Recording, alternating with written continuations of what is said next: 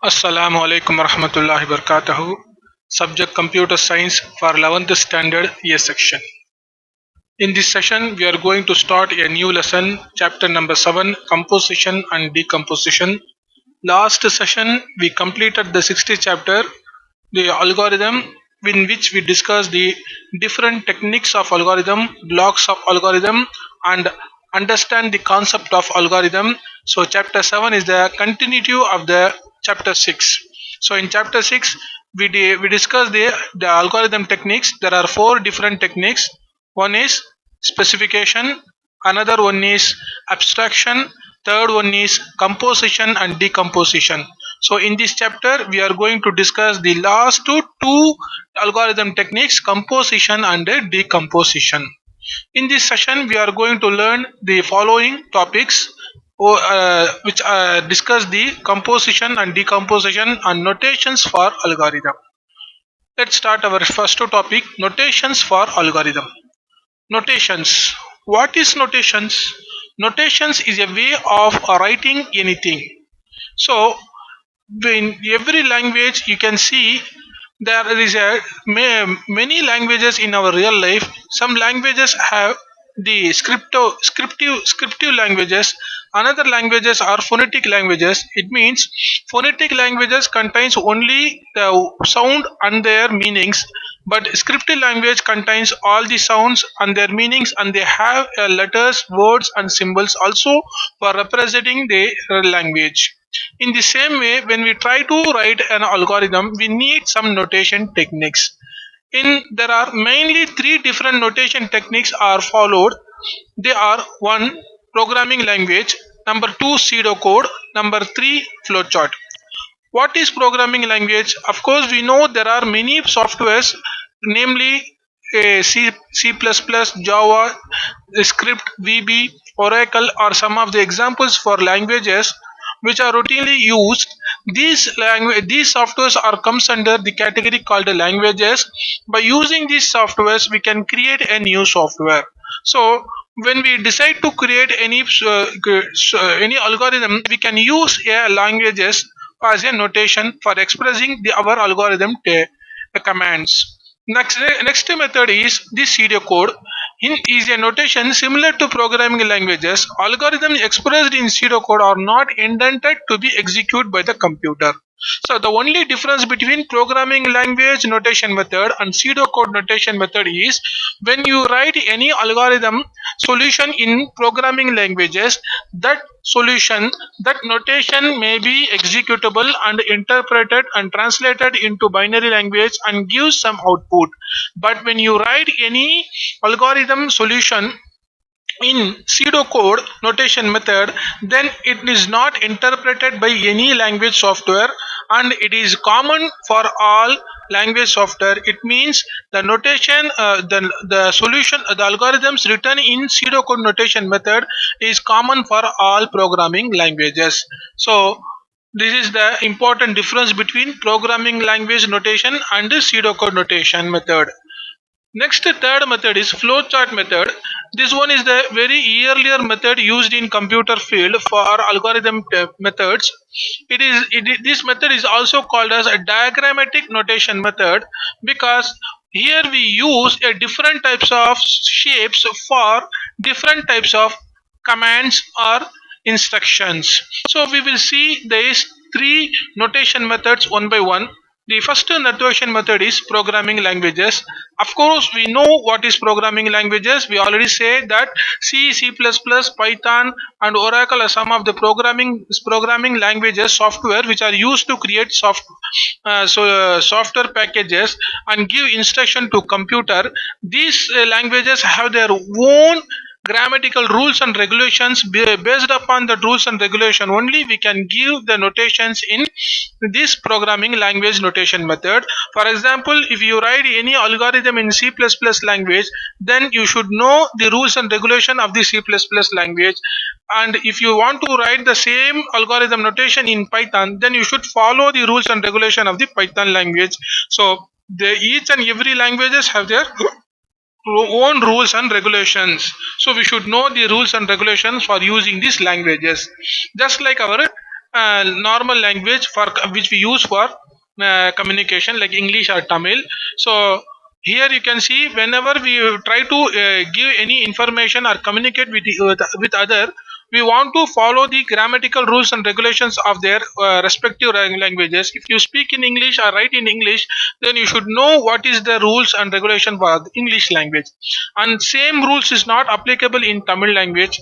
So in this way, the programming languages also differ from each other. So if you want to write a programming notation, algorithmic notation in programming languages, then you should know the grammatical rules. If you didn't follow the grammatical rules, then it shows errors at the time of translator and at the time of execution. So this is the small introduction about programming language notations. Next we will discuss the next notation method called pseudocode method. This method is similar to any English language like structure, where we use to write the hints of the commands.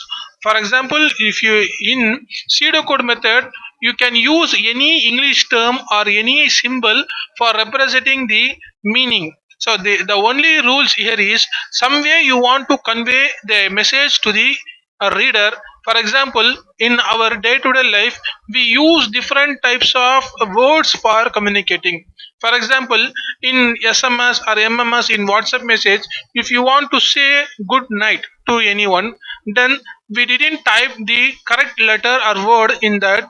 We are not practicing the method of using English language in a correct practical grammatical rules. So instead of writing GOODNIGHT, we write like G8. So it means good night. Sometimes there are we create our own type of methods for communicating communicating our thoughts to other. So this is called the pseudocode method. Here there is no need to follow any rules of any programming languages. So we simply write the algorithms in pseudocode method in our day-to-day English language, a plain language. So next one is the flow chart. So flow chart, of course, I already told it is a diagrammatical method where for different types of instructions in algorithm they use different types of symbols. In the screen you can see there is a rectangular symbol. This symbol is used to give an meaning for a user. For example, a statement is contained in a rectangular box with a single outgoing arrow which point to the box to be executed next.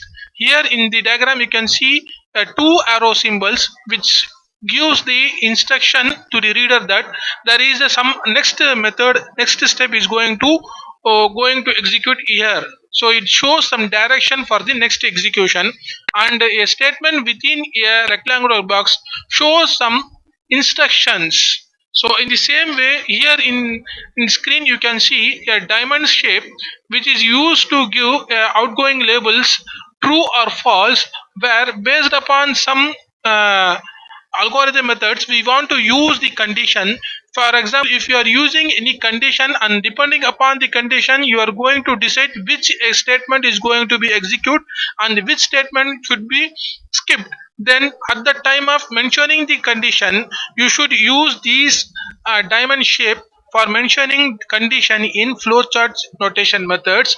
In flowchart notation method you can see two arrow marks, one is for true, another one is false. So based upon the condition which is mentioned inside the diamond shape, if the condition is true, then the true arrow mark statement will execute. If the condition is false, then false arrow mark condition will execute. In the same way, if you want to mention any inputs, for example, in any stage if you want to accept input from user and want to give any output to the user, then you should have a symbol called parallelogram. So here you can see the parallelogram symbol is used to give is used in the place where user try to get input from the programmer and output give output to the programmer. So in the same way, another box called special boxes marked start and end are used to indicate the start of the algorithm and end of the algorithm. For example, if you want to start algorithm notation in flowchart method, then you should start with these special boxes, namely start, and after that you want to put the arrow marks, and when you try to end the stop the algorithm, then you should use this special box with the label end, where you complete the algorithm. So we will try to understand this flow chart here in the with the example called. You can see a flow chart is consist of different shapes which gives different meanings. Here you can see diamond shape is used in the place where we used to execute the condition, and parallelogram symbols are used when we try to get input or give outputs, and these special boxes are used to at the start and end of the algorithm. In the same way, the square bracket is used to give some statements. So here in the diagram you can see the different statements are used. So this flow chart explains how two numbers are divided, and their depending upon their quotient and their remainder, how they identified that the given value is uh, given number is uh, odd or even. So this is how we try to write the algorithm in flowchart method. So first we start with the special boxes. After we use the arrow symbol, and we use parallelogram for getting input. Two inputs we get here, and by using the square bracket we try to give some assignment statements where we add the q and r variables are used, where we add the value q is equal to 0 and r is equal to a, and at the time of using the condition we use a symbol called diamond. So in the same way, based upon the condition, if the condition is true, we execute some statement and try to execute the statement till the condition is true. And here we use here some method called looping structures are used, which we discuss in the upcoming topic. So simply understand what how we use the flowchart notation method here. So next, we will discuss here the disadvantages of flowchart. Flowcharts are less compact than representing of algorithm in programming language or pseudocode. Next, the obscure and basic hierarchical structure of the algorithm. Next one is alternative statement and loops are discipline control flow structure. Flow charts do not restrict us to discipline control flow structure. So these are the three important disadvantages of a flow chart. One, they are less and compact. Next, they obscure the basic hierarchical structure. Next, they didn't give any discipline control flow structure compared to programming languages and pseudocode.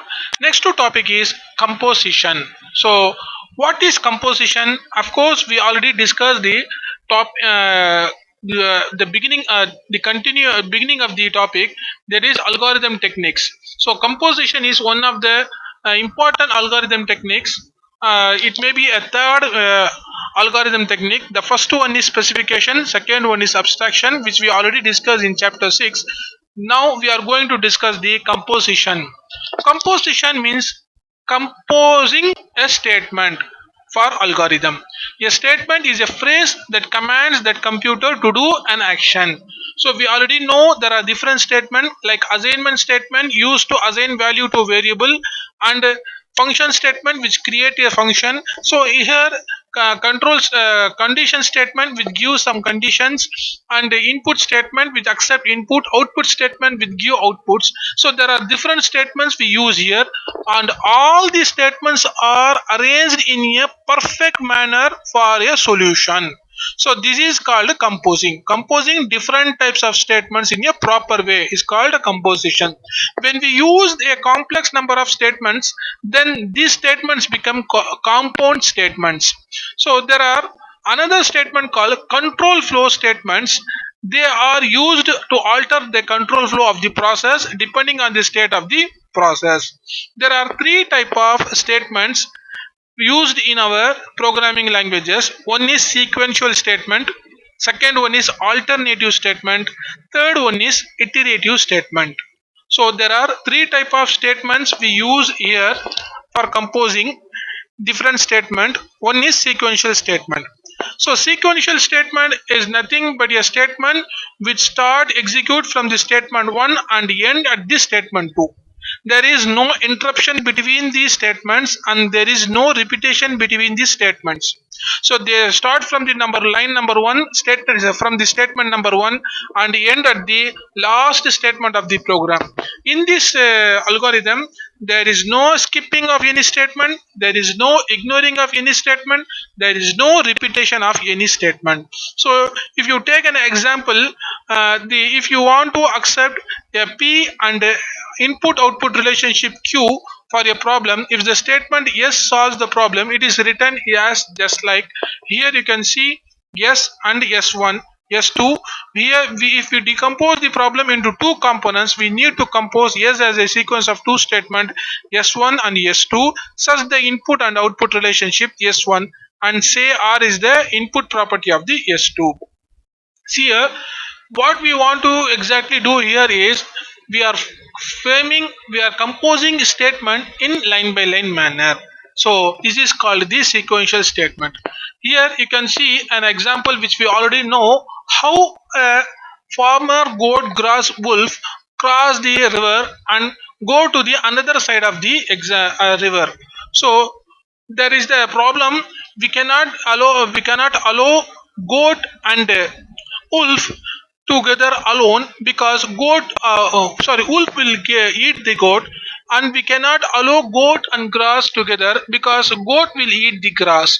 So without any damage or any alteration in the product of farmer, goat, grass, wolf, we would transfer all of them from one side to the another side. Here in this diagram you can see a algorithm is written with a sequential statement method, where farmer and goat, grass, wolf will cross the river to the next side.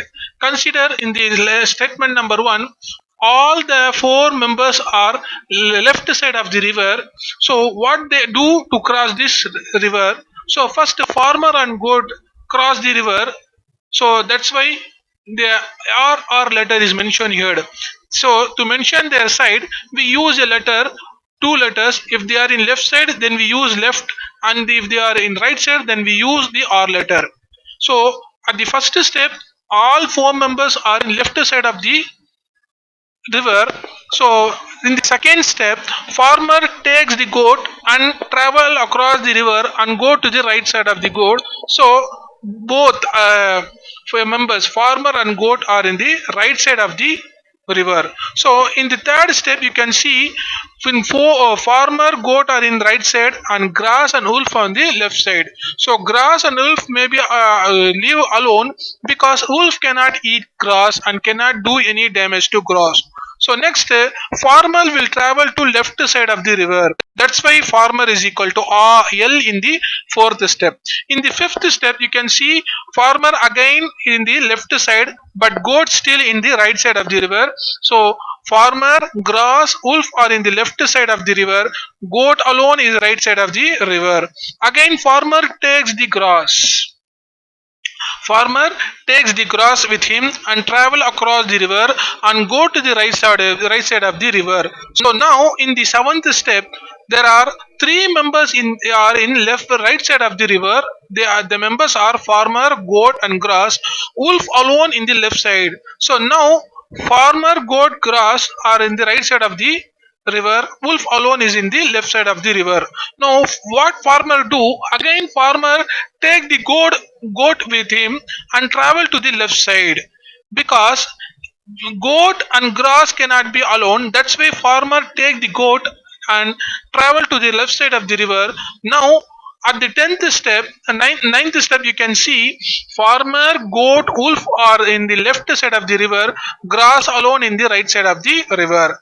Now in the 10th step, again farmer takes the wolf with him and travel across the river and reach the right side. Now in the 11th step, farmer, grass, wolf are in the right side of the river and the goat is in the left side of the river. So in the 12th step, you can see again farmer travels to the left side because he want to take the grass with him. Now you can see go uh, go farmer, grass, and wolf. So Farmer leave grass and wolf with together because they cannot damage each other. So that's why he leave them alone and try to take go to the left side. He traveled to the left side of the river, and now in the 13th step you can see farmer goat. Two members are in the left side, grass and wolf are in the right side. Now farmer take goat with him and travel across the river and reach the right side.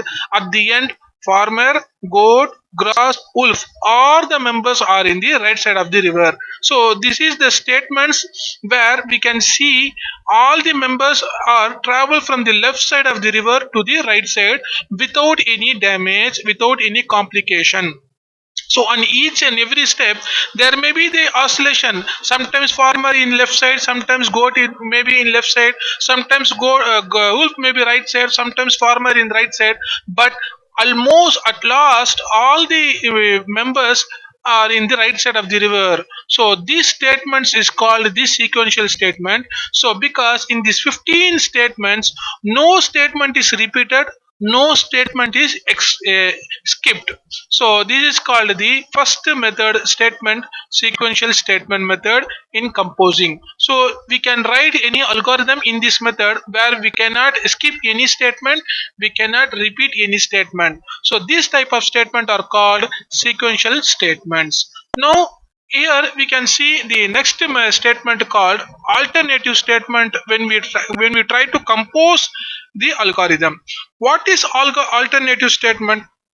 Depending on condition, depending on some condition, if the conditions are true, then it will execute a set of statements and some set of statement will skip. So depending on the condition, a group of statement or a single statement will execute, or any group of statement or a single statement is skipped.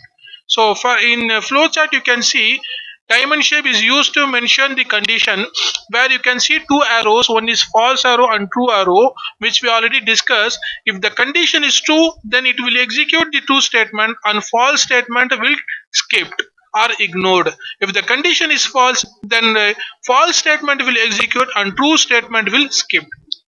So this is called the alternative statement or conditional statement. So here you can we understand the conditional statement with an example.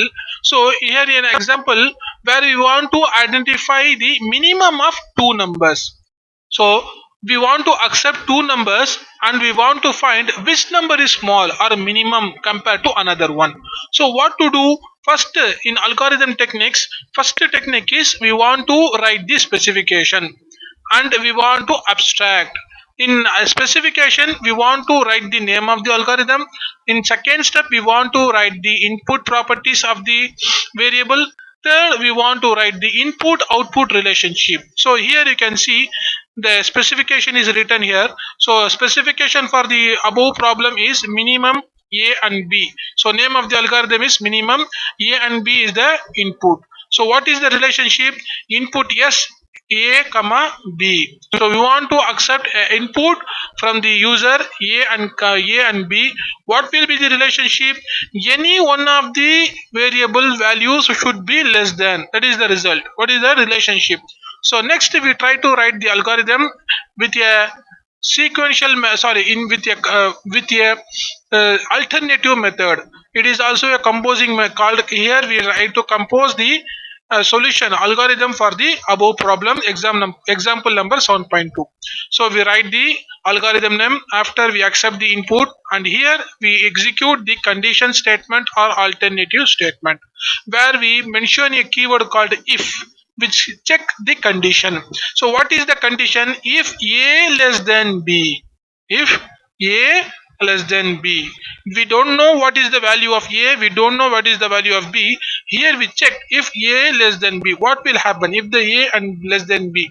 So we want to write two options. One is true statement. Here we write the true statement. If the condition is true, then the statement which is below the if statement will execute. For example, result is equal to a. If the condition is false, then we write the false statement after the else keyword. Here you can see result is equal to b. So if the condition is true, then the true statement should be written after the if statement. If the condition is false, the statements which want to execute should be written after the else keyword. So this is the rule which we discussed earlier. So here you can see, if the condition is true, we want to write this statement. If the condition is false, we want to write this statement here. So these statements are called false statement. These statements are called true statement. In true or either true or false statement will execute one. So it depends on the condition. This is called the alternative statement. But here in this statement you can see if C and statement. For example, if you use this condition statement, then if the condition is true, then only the statement will execute. If the condition is false, there is no statement for execution. So this type of statement are called conditional statement. When we have a two group of statement called a true statement as well as false statement, like here these statements are called alternative statement. So here we are using the alternative statement, where we write two statement, one is true statement, another one is false statement. Depending on the condition, any one of the statement will execute, the another one skipped. So this is called the second statement method, alternative statement method, or conditional statement method. We cannot call this statement as conditional because here we have two group of statement called true as well as false statements. If you have only the true statement here, then you can call this statement as a conditional statement. Now we are going to see the next statement called the case analysis. It is also called as alternative statement method because here we have different cases. Here we are going to check different conditions to a single value. So, and depending upon some condition, any one of the statement will execute. So here you can see if C1, C2 and C3. So to check the multiple cases, here you can see case C1. If the C1 first condition will execute, if true, then S1 will execute. If C2 is true, then S2 will execute. If C3 is true, then S3 will execute. So here you can see there are three conditions: C1, C2 and C3. In the same way, we have three group of statement: S1, S2, S3. If C1 is true, then S1 will execute, other statement will skip. If C2 is true, then S2 will execute, S1, S3, S4 will skip. If C3 is true, S3 statement will execute, S1, S2, S4 will skip. Suppose if all the conditions will false, for example C1 is false, C2 is false, C3 is false, then the the statement which is mentioned after the else part, see, the statement 4, S4 will execute. So S4 execute only once when all the condition mentioned above in cases C1, C2, C3 becomes false. So this type of statement called case analysis alternative statement. Now we will understand this case analysis alternative statement, where we use multiple conditions. In condition statement and alternative statement, we use simply one condition, but in case analysis we can use multiple conditions. So take an example where we want to compare two numbers A and B. So we want to produce 1 if A less than B. So this is the question. If the and if you want we want to produce 0 if A and B is equal, and if you want to produce -1 as a result if A greater than B. This is the state, this is the condition. So we want to produce three different types of output: 1, 0, -1. So 1 will be output when A is less than B. 0 will be output when A and B are equal. -1 will be output when A is greater than B. So here what we do, by using case analysis alternative method, we try to write the algorithm. So here you can see the algorithm. We first compare A and B. So there will be three different stages. Maybe A less than B, or A is equal to B, or A greater than B. So all the cases are checked here. First we check if A is less than B. If if the condition is true, suppose take an example. If the condition is true, A less than B, then result is 1. If the condition A is equal to B, then if the condition is true, then 0. If both the conditions are false, A less than B as well as A is equal to B is false, then the condition is all the conditions are skipped, and the last part of the condition will execute, that is the result is -1. So here I try to correct some of the mistakes. So actually what we want to check, if A less than B, then output will be 1. If A and B is equal, then output will be 0. If A greater than B, then output will be -1. So here I made a small mistake which I just corrected. So here you can see A less than B will produce result 1, A is equal to B will produce 0. Here when both the conditions are false, then the last part, the yes part, there you can see if A less than B is false, A is equal to is false, then A should be greater than B. So this condition will execute and produce -1. This is called a case analysis alternative statement. Now we will discuss the third statement in composition, called iterative statement. What is iterative statement?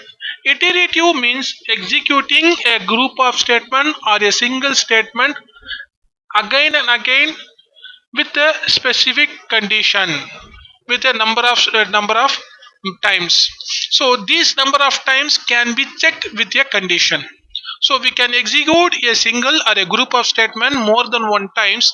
That number of times or multiple times can be checked using the condition. These type of statement are called iterative statement. So iterative statement, what generally do, we can understand through this flow chart. When the condition is checked, the iterative statement mentioned condition is checked. If the true, then we will execute the statement and go for condition for checking the second time. So again in the second time is condition true, then repeat the same statement, execute the same statement, and again after executing statement, it go for the condition and check the condition. So if the condition is again true for third time, then third time will execute same condition. Again after executing all the statement, it go for checking the condition. So each and every time whenever the condition statements are true, and after executing the statement mentioned within the true block, the iterative statement go to the condition, not go to the condition statement, not for the next statement. So this condition, that is this iterative statement will go to next statement when the condition is false. So this is called the iterative statement. So we can understand the iterative statement with an example which we already know. Uh, that is the counting the number of quotient and remainder. So construct an iterative algorithm to compute the quotient and remainder after dividing integer a by another integer b. So we formulate the algorithm. Here you can see the specification.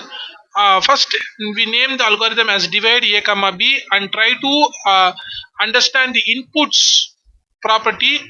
A is an integer and B should not be 0, which we already know in the 60th chapter, which we already discussed the same specification and abstraction. Now we go for the composition. Here you can see the composition. So we accept A and B and we try to store the value quotient as 0 and A. Here it is the important step called the iterative statement, where we use the keyword called while, and after that we mention the condition while r greater than or equal to b. So what is the condition? R greater than or equal to b. So if the condition is true, then you go for identifying the quotient, R value will quotient value will be incremented and remainder value will be decremented, and this statement will execute. For example, for this iterative, to understand this iterative statement, you can see this table where we accept 22 as a value and 5 as a B value. So when this iterative start, you can see first iteration starts from 0. At this stage, value of the R is value of the R is 22, value of the A is 22, value of the B is 5, because value of the R is 22, because we store the value of the A into the variable R. So this statement, because of this statement, so Q value is 0, R value is A. So what is the value of A? 22. That means value of the R also 22.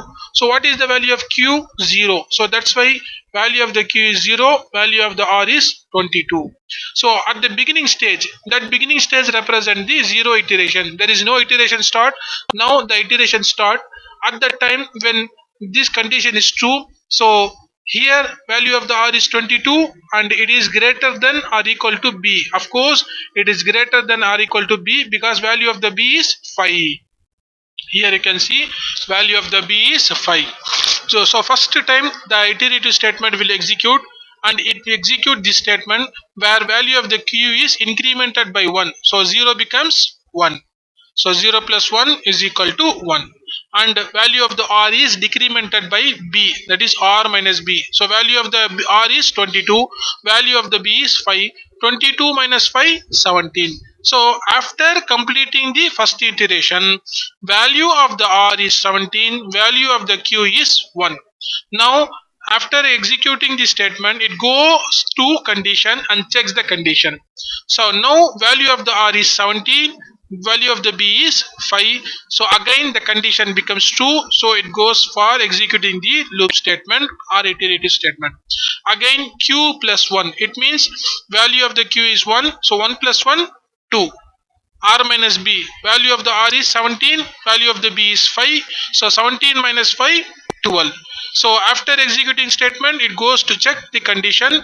Now value of the R is 12 and still the condition is true because 12 is greater than 5. So in the second iteration statement, after executing the second iteration statement, value of the R is 12, value of the B is 5, so condition is true. So again the third time this condition, this statement will execute. So Q plus 1, so 2 plus 1, 3, R minus B, that is 12 minus B, 12 minus 5, 7. So after completing the third statement, value of the R is 7 and it goes to check the condition. Now value of the R is 7, value of the B is 5. Of course again the condition is true. So fourth time this iteration will execute. At that time value of the Q is incremented by 4. So this 3 plus 1, 4, and our value of the R is 7. 7 minus 5 is 2. So now value of the R is 2. After executing this statement, it goes to check the condition. Now value of the R is 2, value of the B is 5 after executing the fourth iteration. So then this condition will false. Then it goes to execute the next statement. This statement will not execute at this point because the condition is false, because value of the R is 2, value of the B is 5. 2 is not greater than or equal to B. So it means this condition will execute the same statement for 4 times. So 4 times these statements are executed but different values. Each and every time value of the Q is incremented by 1 and value of the R is decremented by B's value, that is for 22 minus 5, 12 minus 5, 17 minus 5, 7 minus 5. At each and every time the value of the Q and R will vary. So this is called the iterative statement.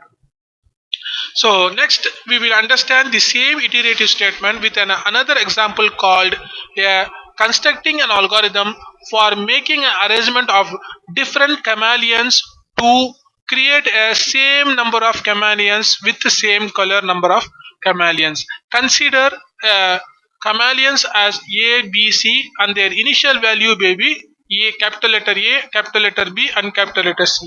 So write the specification.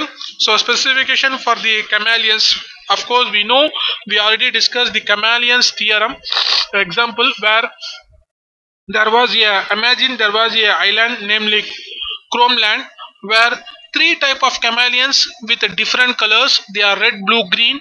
When all so here we want to make all the chameleons into any color. For that we want to make arrangement of a series of array meetings of different colors chameleons to make them same color. So consider the iteration sorry, consider the algorithm method to make all the chameleons into same color. So here we try to write the algorithm. So first we try to write the specification. Name of the algorithm is monochromatize a comma b comma c. Input value of the chameleons is a is equal to capital letter a, b is equal to capital letter b, c equal to capital letter c. So a is equal to b. It means so capital letter A, capital letter B, capital letter C represent the number of chameleons in Chrome land, and A, B, C mention the different types of chameleons.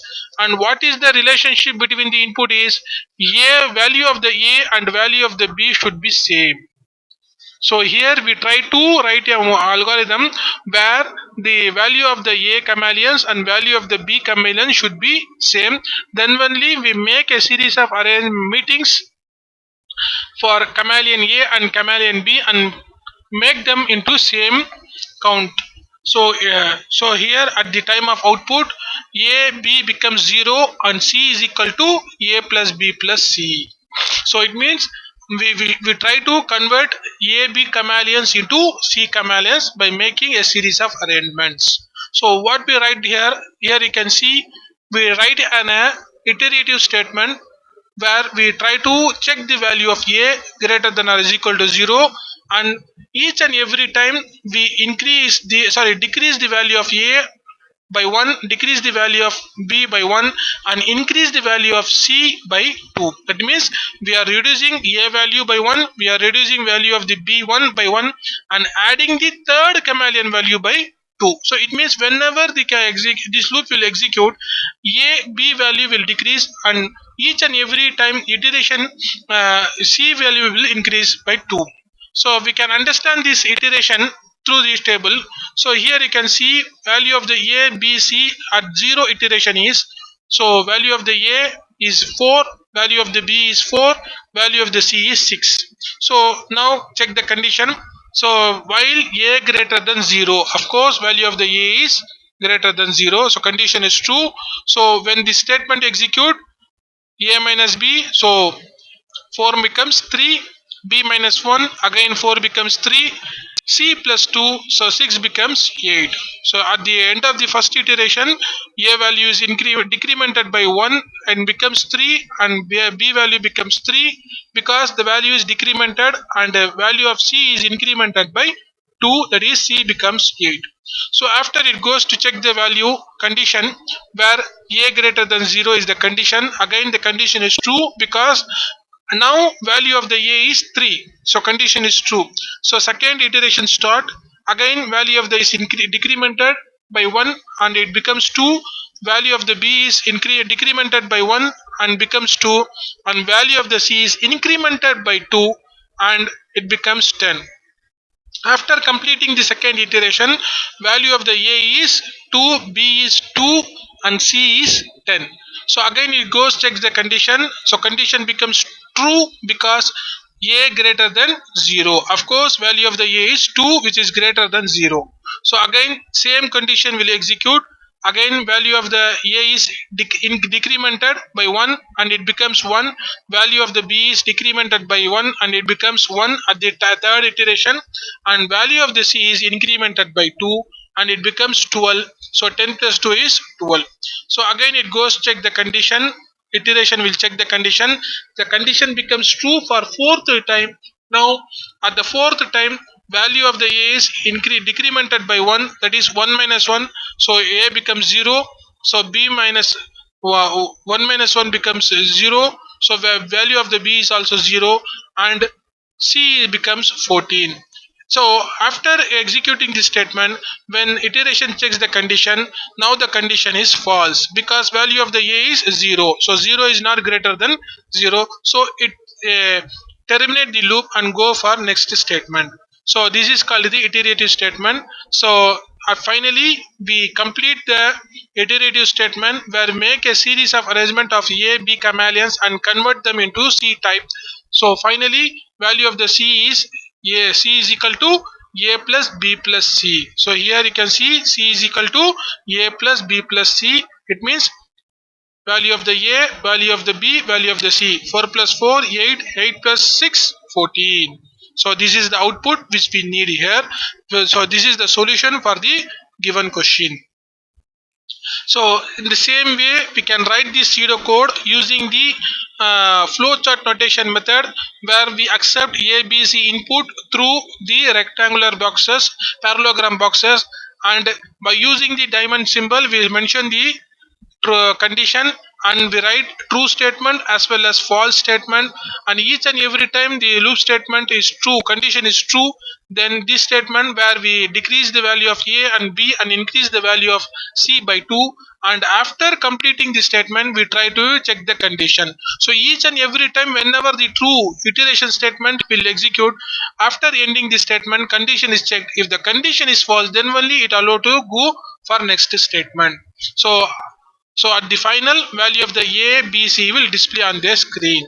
So this is also an example flowchart method for describing the same problem. So we use here two methods for two different notation methods for the same problem. This one is called a pseudocode method. This one is called the flowchart notation method. Now we will see the next topic called decomposition. So, what is the concept of decomposition? Problem decomposition, one of the elementary problem solving techniques. Here, we breaking down a problem into smaller and more manageable problems and combining the solution of the smaller problems to solve the original problem. Very simple thing which we already told you that decomposing means we dividing the big problem into smaller problem and make them clear cut and clear cutly mention the required what is the exact problem and avoid all unwanted elements and identify the exact element which we need. So this is called the decomposing method. So in decomposing method the refinement concept also used here. Refinement, after decomposing a problem into smaller subproblems, the next step is either to refine the subproblem or we can call it as a abstract. Abstract means identifying the required necessity element and removing the unnecessary element. So this is called refinement. For each and every subproblem can be expanded into more detailed step. Each step can be further expanded to still finer step and so on. This is known as refinement. So decomposing means dividing or breaking a big problem into smaller problem, and after dividing the big problem into smaller problem, the smaller problem can be refined, can be further expanded into many steps to find the exact solution and perfect solution and needed elements and avoid the unwanted elements. This is called the refinement. Decomposing means dividing big problem into smaller problem. Refinement means writing a extended perfect steps for the smaller problems. So we can also abstract the subproblems.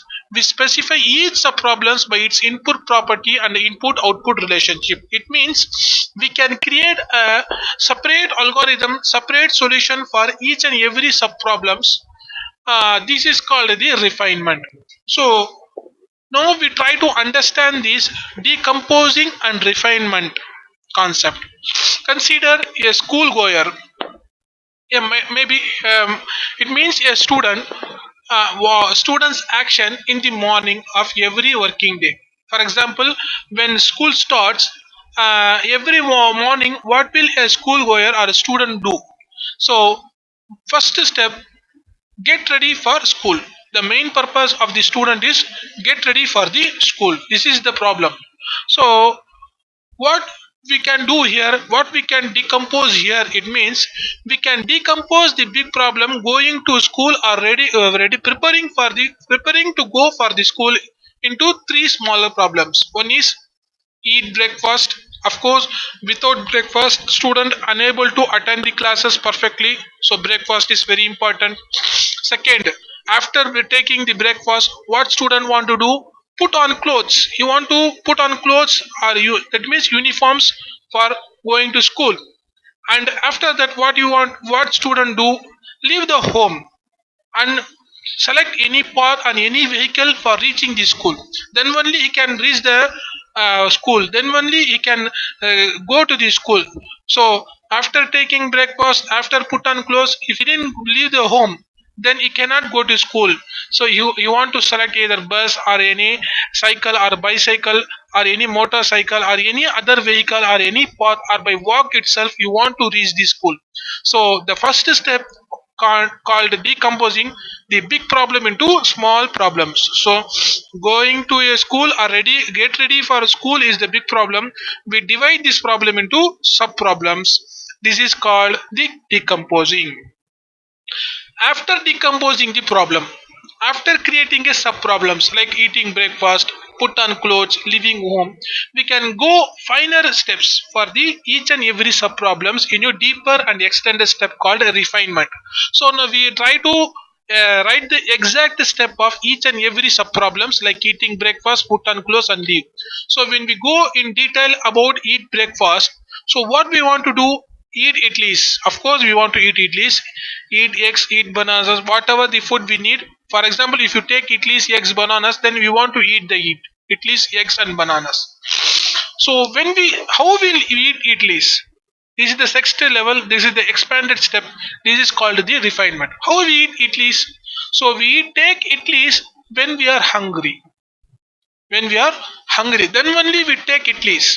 Otherwise, we go for simple breakfast like bananas, like juice.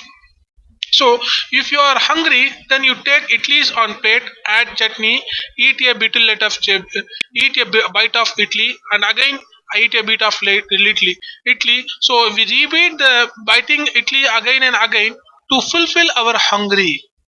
So in the same way, if you take the eating eggs, eating bananas, we follow the same step. So, but the difference is we cannot put bananas on plate. But for idlis and eggs, we put eggs and idlis on the plate and try to eat them. But for bananas, we want to remove the skin of the bananas and try to eat. So this is the difference between the smaller sub problems. This is called the refinement. How we remove the bananas?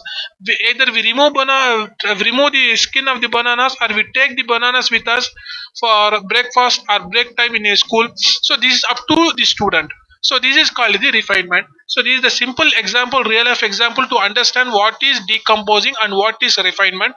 So again, if you take the next sub problem, put on clothes. So we put blue dress, white dress, socks as we take wear IDs. This is the different steps we do for executing the second problem, that is put on clothes. Next, the third problem, leave home. If you want to leave home, we want to take a bicycle out, ride the bicycle. This is called the refinement steps. Next, we try to understand the refinement steps in an exact manner through the pseudocode notation method, where we try to identify the expanded steps for eat at least. For example, for a small problem, we write here a flow chart. The smaller problem is eat idlis. How we eat idlis? Here you can see.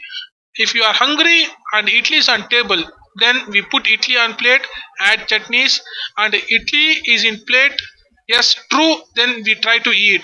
So if the idlis are available in plate, we try to eat the idli, bite one by one, one by one. If the idlis is not available in the plate, then the condition becomes false. Then we go for the condition, and again we check if you are hungry or not.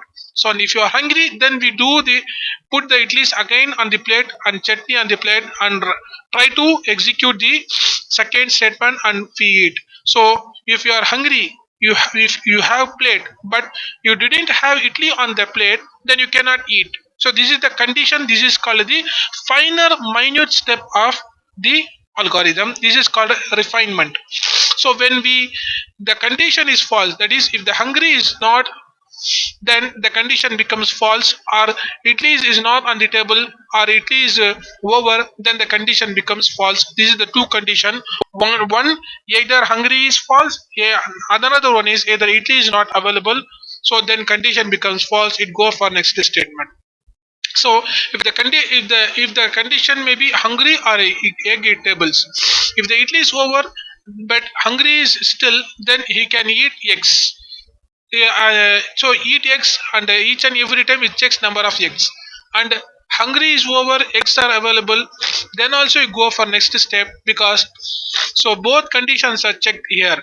So each and every step we check whether we are hungry, a student is hungry, or a number of element required for food is required for the student. So if the both the condition is false, then he exit from the problem. That is, he finished the first sub problem called eating food or taking breakfast. This is called a refinement. So refinement is not always a sequence of action. What student does may depend upon the environment. So here we should understand the concept. Refinement is not always a sequence of option. So here we can see there is an alternative method, alternative statements also here, iterative statements is also here. So in refinement we use all type of statements. It may be sequence, it may be alternative, it may be iterative, it depends on the environment. So next we understand the topic called functions. So what is function? Functions are subprograms, or we called it as a sub algorithms. So we write a smaller algorithms for smaller problems which are decomposed from a big problem, and try to write the algorithm for smaller problems by following all the techniques used for any big algorithm, like writing specification, writing abstraction, writing composing or decomposing. All the techniques are used separately for each and every small functions. So that's why we called it as a sub algorithm, the algorithm which was inside an algorithm. So function can be used as a block box in solving other problems. What is block box? The box with an empty inputs, sufficient number of inputs, and sufficient number of statement for solving the problem, and produce a required output. This function can be utilized at any point of the algorithm. For different algorithm we can write a common subprogram or sub algorithm.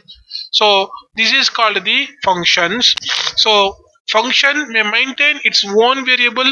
These variables are called local to the function, in the sense that they are not visible to the user of the function. Consequently, the user has fewer variables to maintain in the main algorithm, and reducing the clutter of the main algorithm. So what is the problem here is the variables, the functions which are defined inside any function or any sub algorithm cannot be accessed outside of the algorithm. So this is the one of the default difference between the algorithm. I hope you understand the concept of functions, composing, decomposing, and different types of the refinement concept, different types of statements. So at last we are at the end of the seventh lesson. I hope you understand this concept, the functions. Next, the important concept of the lesson is the composition and decomposition. Again I explain the concept composition and decomposition. So composition means creating an algorithm statements. So there are three different statements in algorithm. One sequential statement, another one is alternative statement or condition statement. We may call it as a case analysis statement also. Next one is the decomposition, iterative statement and decomposition. So what is decomposition? Decomposition means breaking a big problem into smaller problems and creating a solution for smaller problems, and try to understand the smaller problem solution. For writing a smaller problems, we write a smaller algorithms. That algorithms are called functions. So depending upon the functions have their own inputs and they have own output also. So here in the example you can see there are is a problem which we want to find the solution. So through this example we can understand the subprograms or subproblems. Consider the problem of testing whether a triangle is right angled given its three sides A, B, C, where C is the longest side and triangle is right angled. If C is equal to C square is equal to A square plus B square. So we want to write the algorithm for this problem. So here what we do, so we write the specification. First we name the algorithm as square y, because here we want to find the square values for each and every variable.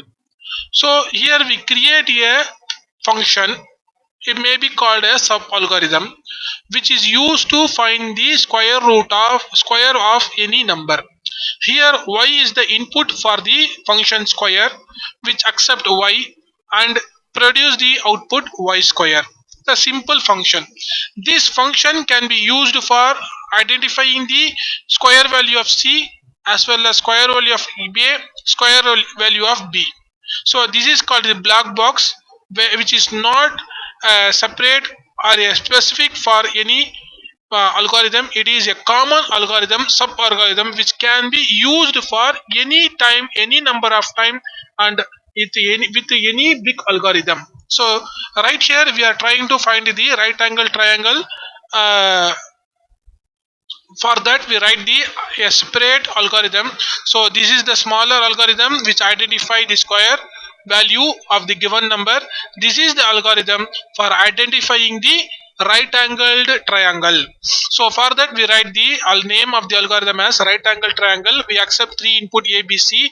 The input should be value of the c should be greater than a or equal to a, and value of the c should be greater than or equal to b. So what is the relationship between input output is c is equal to a square plus c square is equal to a square plus b square.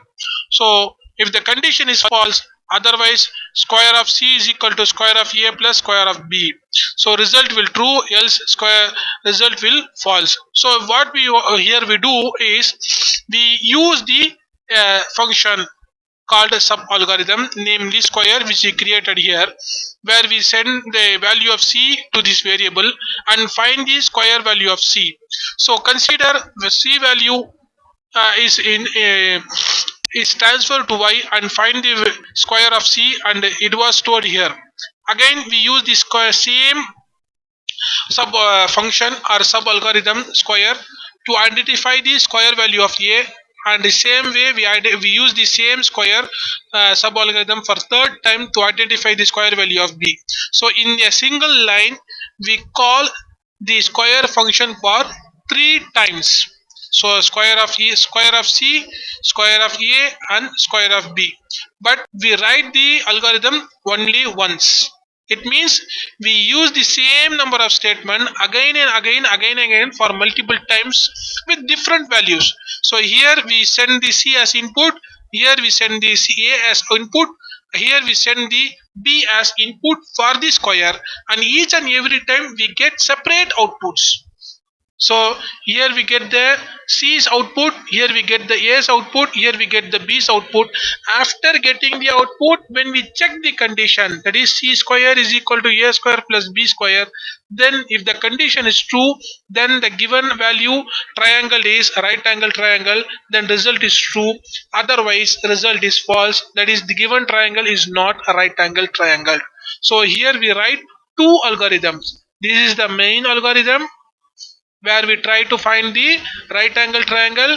This is the sub algorithm, or we can call it as a function, which we already discussed here.